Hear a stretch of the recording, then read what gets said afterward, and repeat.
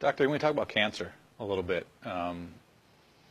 Various types out there. What are some of the things that you've seen in terms of your patients, and what some of the things that you've been able to do? A better thing to talk about in relationship to, well, I will talk about that, right? A better thing to talk about, however, is the relationship between profits and cancer in the United States. There was a study that was published, I believe it was in 1994. It was a 12-year program, 12-year study. They looked at adults who had developed cancer as an adult, not childhood cancer, but adult cancer, right? And this is the main types of cancer that we get here in the United States. They did a meta-analysis of these people all around the world who developed cancer as adults for 12 years and were treated with chemo. And they looked at the results. And they published the results in the Journal of Clinical Oncology. And the results? 97%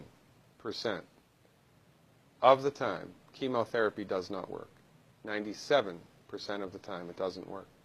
So why is it still used? It's one reason, and one reason only: money. If you go to a medical doctor, an MD, with a sinus infection, and that doctor prescribes an antibiotic, he gets no financial kickback. Now, if he prescribes 5,000, of that antibiotic in 1 month, the drug company that makes it might send him to Cancun for a conference, right? Mm-hmm. But he gets no direct remuneration. It's not with chemotherapeutic drugs. It's different. Chemotherapeutic drugs are the only classification of drugs that the prescribing doctor gets a direct cut of. So if your doctor prescribes chemotherapy for you, here's how it goes, more or less. The doctor buys it from the pharmaceutical company for $5,000, sells it to the patient for $12,000, insurance pays $9,000, and the doctor pockets the $4,000 difference. And there ought to be a law. The only reason chemotherapy is used is because doctors make money from it. Period. It doesn't work 97% of the time. If Ford Motor Company made an automobile that exploded 97% of the time, would they still be in business? No. This is the tip of the iceberg of the control that the pharmaceutical industry has on us.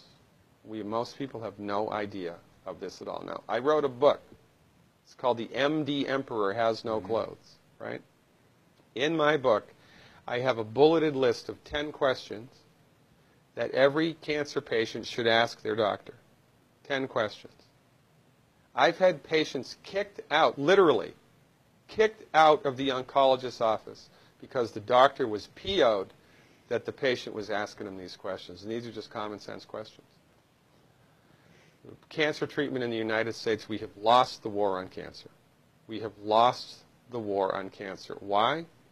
Because cancer is not a reductionistic phenomenon. Cancer is a holistic phenomenon.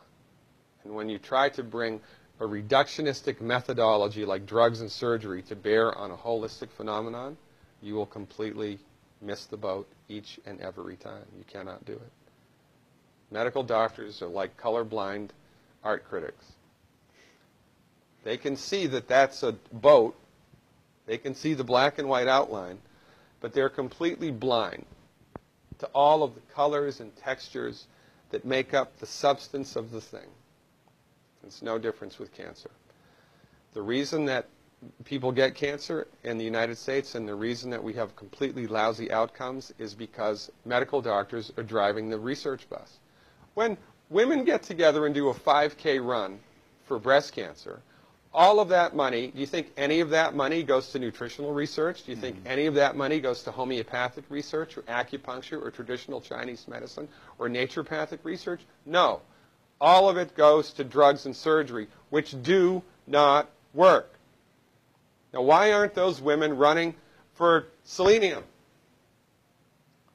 If every girl in this country took 200 micrograms of selenium, in one generation we'd eliminate breast cancer by 82%. That's a big number.